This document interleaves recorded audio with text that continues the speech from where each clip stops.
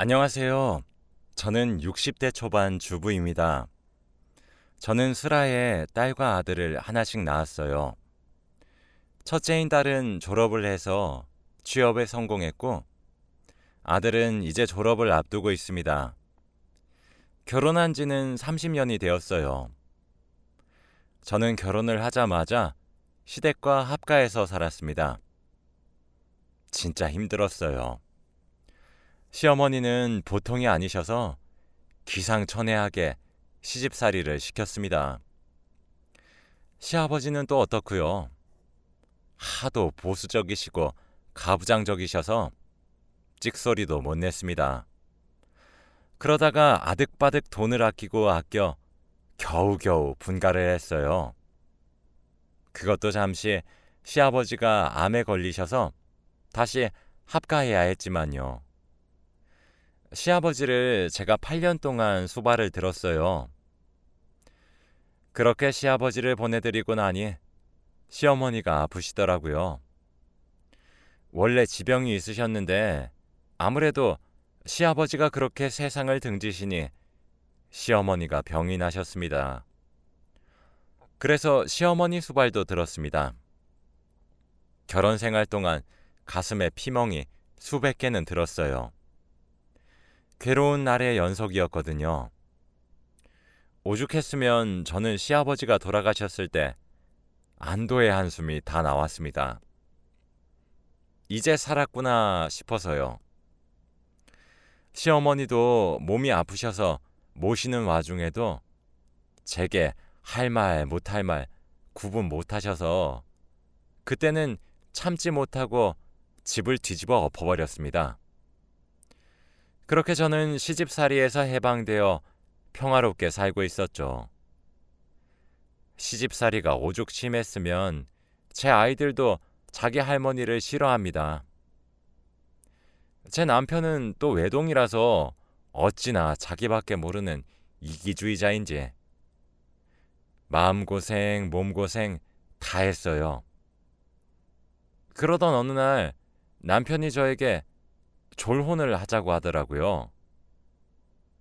여러분들은 졸혼이 뭔지 아시나요?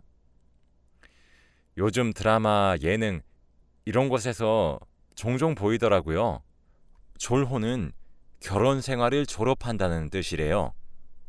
이혼을 하는 건 아닌데 서로 따로 사는 거죠. 남편은 저에게 졸혼을 제의했습니다. 본인이 돈을 벌어오는 기계냐며 이제 자기가 번 돈 자기 혼자 쓸 것이라며 딸도 취업하고 아들도 졸업하고 나서 바로 취업할 테니까 셋 다 자기 집에서 나가랍니다. 자기가 돈 벌어서 샀으니 나가래요. 저보고 나가서 제발 돈이라도 한번 벌어서 살아보라고 합니다. 그래야 자기가 얼마나 힘든지 알 수 있다고 말하면서요. 저 있잖아요. 진짜 고생했어요. 독불장군 같은 시아버지 밑에서 온갖 모욕을 들어가며 병수발을 8년을 했고 그 뒤로 시어머니 병수발을 또 5년을 들었습니다. 시부모님이 아프시기 전엔 우리 둘째가 태어날 때부터 심장이 좋지 않아 둘째에게 미친 듯이 매달려서 살았어요. 아들 낳고 나서도 남편에게 육아 한번 부탁하지 않았습니다. 힘들까 봐요. 밖에서 가족을 위해 돈을 벌어오는 걸 제가 잘 알고 있으니까요. 제 결혼 생활 30년 중 절반을 넘는 세월을 누군가를 보살피는 삶을 살았습니다. 제가 그동안 얼마나 다 손에서 놓아버리고 싶었는지 아십니까? 눈 딱 감고 도망쳐버릴까 하다가도 아이들이 눈에 밟혔어요. 둘째에게만 관심이 집중돼서 서운해하면서도 자기 엄마가 최고라고 하는 딸아이의 얼굴과 아픈 와중에도 엄마를 세상 최고로 사랑한다는 아들의 얼굴, 그거 하나 보고 30년을 견뎌왔죠. 이제 좀 여유가 생겼습니다. 아이들도 더 이상 젖먹이 시절이 아니고요. 잠도 제대로 못 자서 마치 귀신처럼 머리 풀어 헤치고 뼈가 다 삭아가며 어르고 달래던 시절이 끝나 이제 자기 앞가림을 할 수 있는 나이가 되었고 수발 들어야 할 시아버지도 안 계시고 시어머니 병수발도 끝났어요. 이제 좀 숨 좀 쉬어볼 만한데 집에서 나가랍니다. 저는요 남편에게 네가 수발 한번 들어봐라 할 대상이 없습니다. 남편은 저보고 돈 벌어보라고 말을 하는데 전 남편에게 뭘 해보라고 말을 할 게 없어요. 저는 결혼 생활 30년 동안 먹고 논 적이 단 한순간도 없었습니다. 오히려 밖에 나가서 마음 편하게 집안일이며 육아며 신경 안 쓰고 돈만 묵묵히 벌 수 있는 남편이 부러웠는데 졸호는 그냥 별거와 다름없더군요. 울고불고 해도 남편은 여전히 졸혼하자고 내세웠고 저는 그대로 집을 나왔습니다. 아들은 아직 취직하지 않아 집에 그대로 남았고 저는 딸과 함께 집을 얻었어요. 멍청하게도 30년 동안 제 앞으로는 돈이 한 푼도 없어 보증금도 딸이 모은 돈으로 해결했죠. 거실 하나에 방이 2개 딸린 곳으로 말이죠. 몇 달 나가 살아보면 저는 남편이 제 존재의 소중함을 깨우칠 줄 알았습니다. 그렇게 집을 나와서 독립한 지 3달 정도가 지나게 되었죠. 시간이 지나니까 딸과 둘이 사는 것도 나름대로 괜찮더라고요. 저도 식당 알바를 하면서 용돈도 벌기 시작했고요. 생각보다 자유로웠습니다. 그런데 어느 날 갑자기 아들이 딸과 제가 사는 곳으로 불쑥 찾아왔어요. 그것도 오밤중에 말이에요. 저는 깜짝 놀라서 무슨 일이냐고 다그쳤더니 아들은 제 얼굴을 보자마자 엉엉 우는 겁니다. 어렸을 때는 많이 아팠지만 클수록 많이 건강해져서 씩씩해졌던 아들이고 성인이 되고 난 이후로는 제 앞에서 눈물 한 방울 흘린 적이 없는 아이라 너무 놀랐어요. 딸아이도 놀래서 울지만 말고 말을 하라고 다그쳤습니다. 일단 딸이 아들을 달래보겠다고 애를 밖으로 끌고 나갔고 저보고는 내일 말을 할 테니 먼저 자라고 하더라고요. 걱정이 되었죠. 잘한다고 어떻게 엄마가 돼서 편하게 잠을 잘 수 있겠나요? 아들과 딸은 새벽이 늦도록 집으로 돌아오지 않았어요. 다음 날 딸은 출근하는 날인데도 안 들어오더군요. 아침이 되어서 돌아온 둘을 보고 저는 화를 냈습니다. 내가 얼마나 너희 기다렸는지 아니? 그렇게 집을 나가고 어쩜 아무런 연락도 받지를 않아? 라며 발을 동동 굴렀더니 딸이 엄마 할 말이 있는데 일단 얘 재우고 저도 오늘 회사 병가 냈거든요. 저녁에 얘기해요. 라더라고요. 평소에도 항상 어른스러운 제 딸은 차분하게 저를 진정시켰어요. 저는 한숨을 푹 쉬고 알겠다고 했죠. 밥을 차려도 애들은 고개를 절레절레 젓고는 한 방으로 들어가 잠을 자더군요. 그리고 저녁이 되었어요. 아이들이 제 방으로 들어왔습니다. 아이들의 표정은 정말 비장할 정도였죠. 제 예상과 별반 다르지 않게 아이들의 입에서 나오는 이야기는 정말 충격적이었습니다. 바로 남편의 외도에 관한 이야기였거든요. 사실 저보다 아이들이 먼저 눈치를 챘던 것이었어요.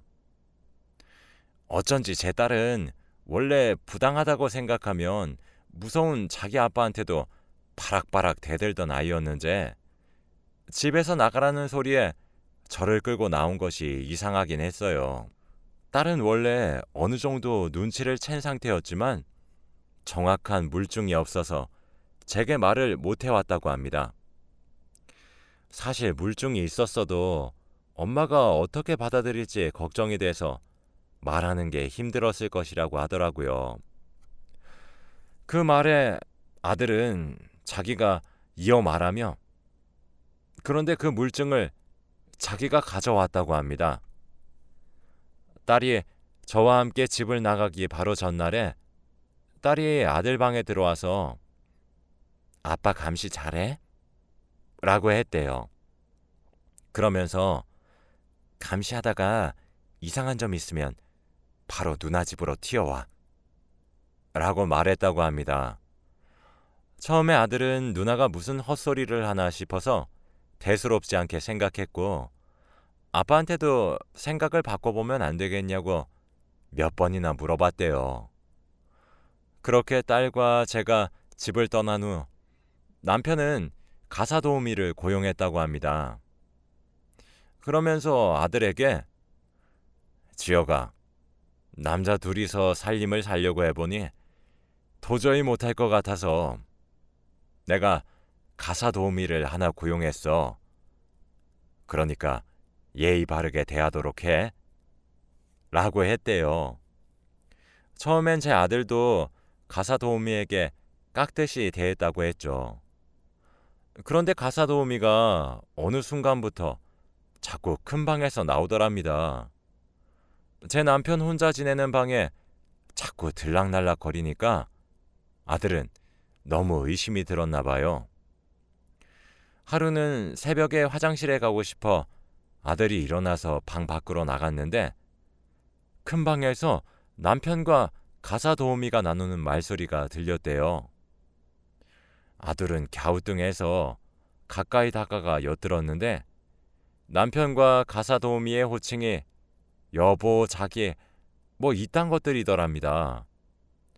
그걸 아들이 딸에게 말을 하며 누나가 감시하라고 했던 말이 이런 일 때문이었어?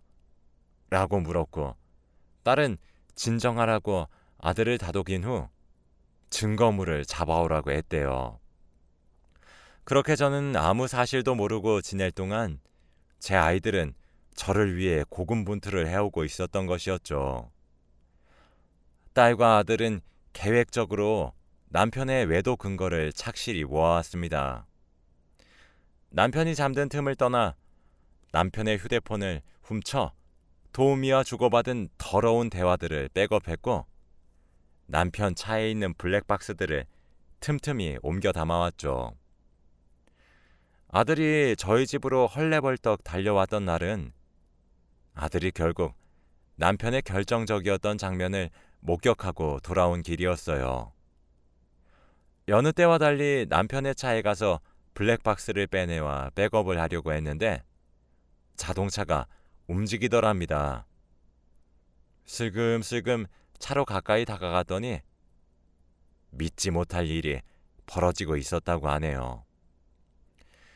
딸은 아들에게 그날 자초지종을 듣고 바로 남편 차의 블랙박스를 빼내와 파일을 백업시켰던 것이었죠. 저는 아이들에게 아빠 자동차 열쇠는 어디서 난 거니? 라고 물었어요.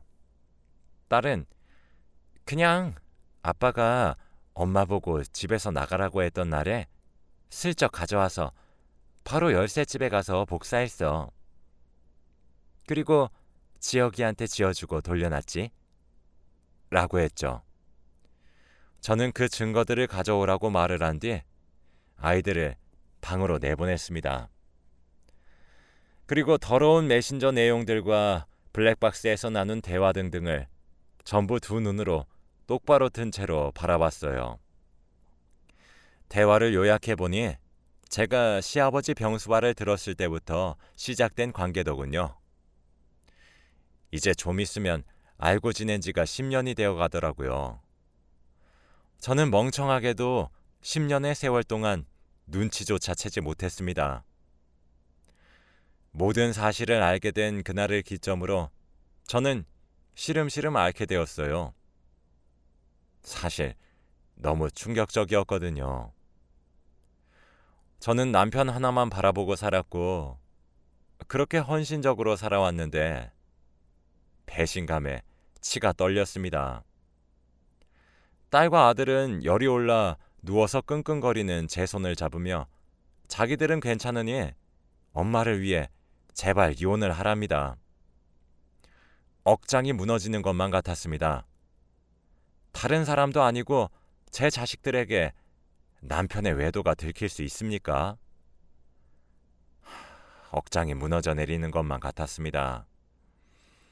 이런 사실을 알려줘서 미안하다며 그럼에도 불구하고 자기들이 제일 사랑하는 엄마가 아무것도 모른 채로 불이익을 당하는 것은 봐줄 수 없다고 울면서 말을 하는 아이들을 보고 있으니 참 뭐라 설명해야 할지 저는 그 모습을 보고 이혼을 결심했습니다.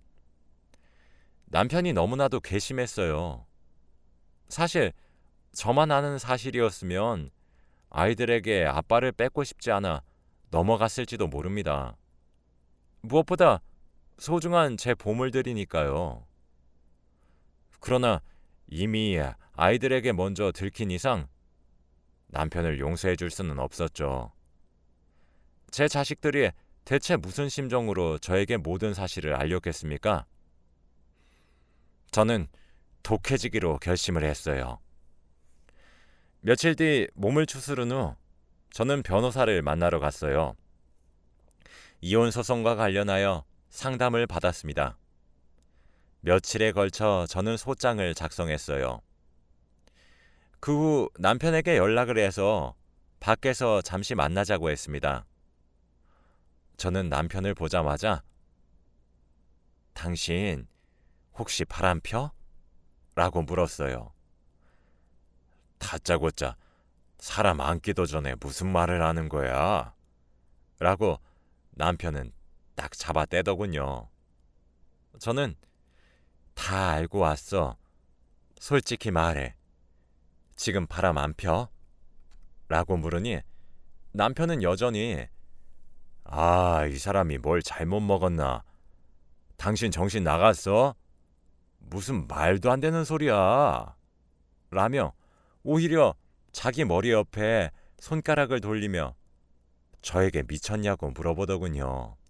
저는 나 오늘 변호사 만나고 오는 길이야. 아마 며칠 뒤에 당신 앞으로 소장이 하나 도착할 거야. 우리 이혼해. 라고 하자 남편은 잠시 할 말을 잃은 듯 멍하니 앉아있다가 그게 대체 무슨 소리야? 라고 하더군요.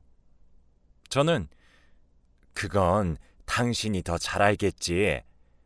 맨날 첫날 당신이 하라는 대로 시키는 대로 육아에 집안일에 시댁을 모시는 것까지 다 해주니까 내가 만만했니? 내가 우스웠어?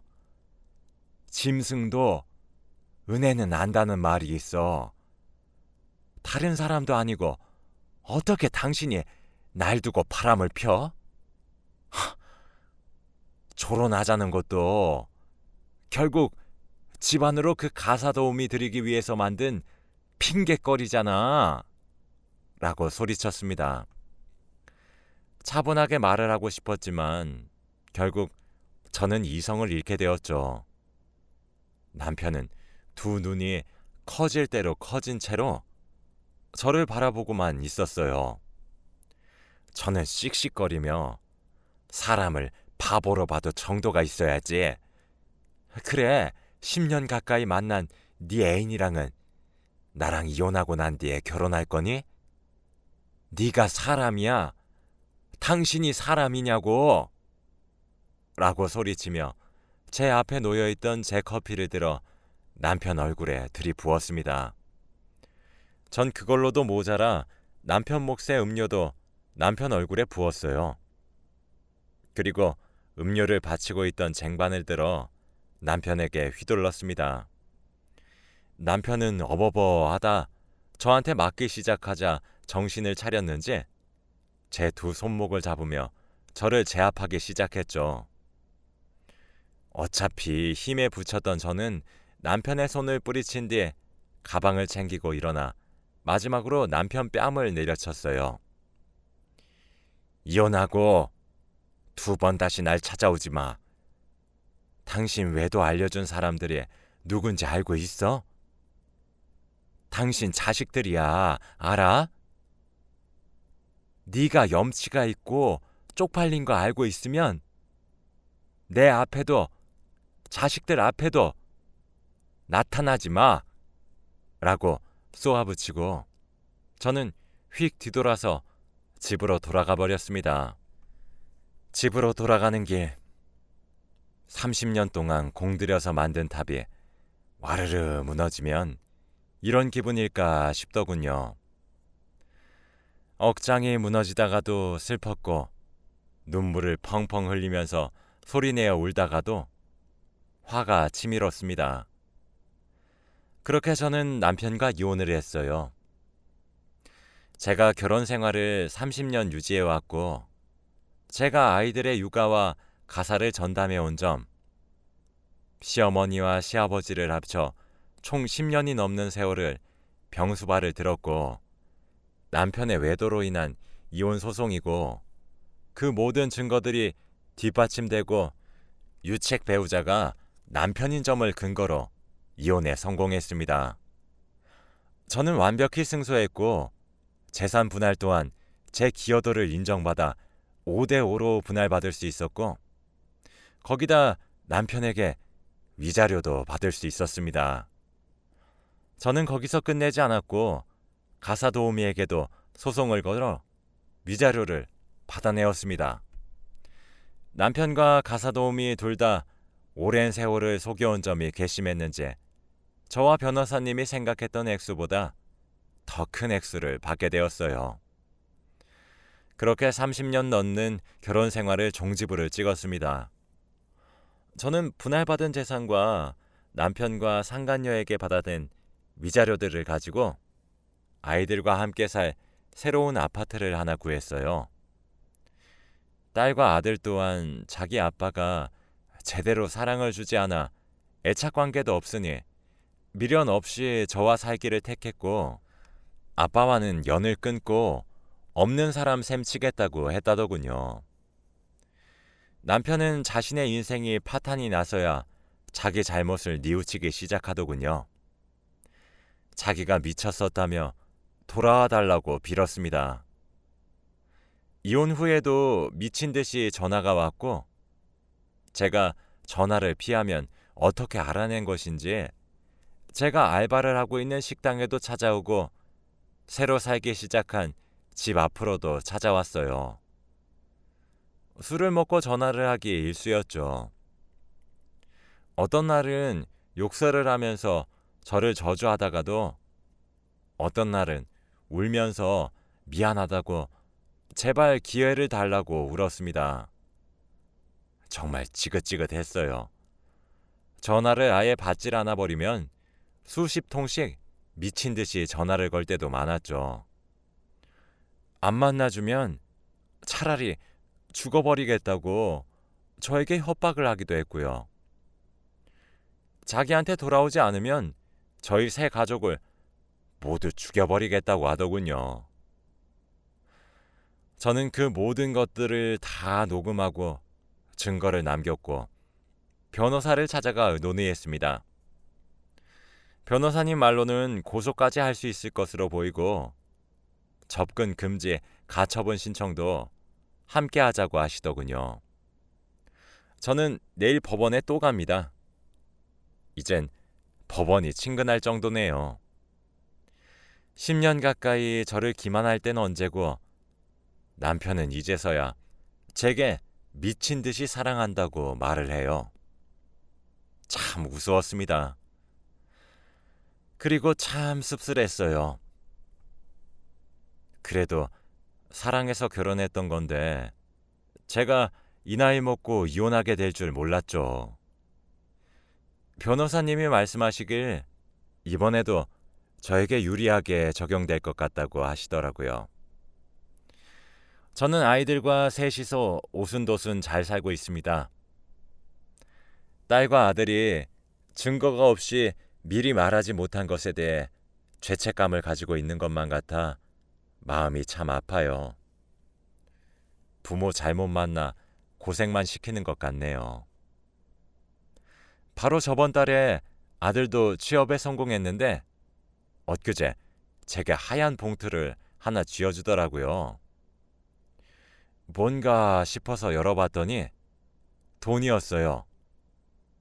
아들은 엄마, 원래 돈은 봉투에 담아줘야 있어 보이잖아. 우리 엄마 그동안 마음고생 심했으니까 아들내미 첫 월급 마음껏 쓰세요. 라며 건네주더라고요. 눈물이 어찌나 나던지 남편은 밉지만 이런 아이들을 낳아 기르게 해준 점 하나만은 고맙네요. 제 딸도 그런 아빠 있어봤자 하등 쓸모없다고, 그런 사람이 자기 결혼식 혼주석에 앉는 것은 재앙이라고 말하며 제 마음을 덜어줍니다. 비록 이 나이 먹고 이혼을 했지만 제가 귀하다고 말해주는 아이들과 함께 잘 살아가 보려고 해요. 저뿐이라는 아이들을 바라보고 있으니 앞가림을 스스로 하고 있음에도 불구하고 제겐 여전히 어린 아이들처럼 보이네요. 저도 이제 제 인생을 귀하게 여기려고 해요. 내일을 앞두고 마음이 싱숭생숭해 이렇게 사연을 보내봅니다. 제가 글솜씨가 없어 잘 적었는지 모르겠네요. 제 이야기를 들어주셔서 정말 감사드리고 또 제 이야기를 들어주신 모든 분들도 귀한 사람들이니까 스스로를 소중히 여겼으면 좋겠다고 바라며 이만 글을 마칩니다. 다들 행복하시길 바래요. 감사합니다.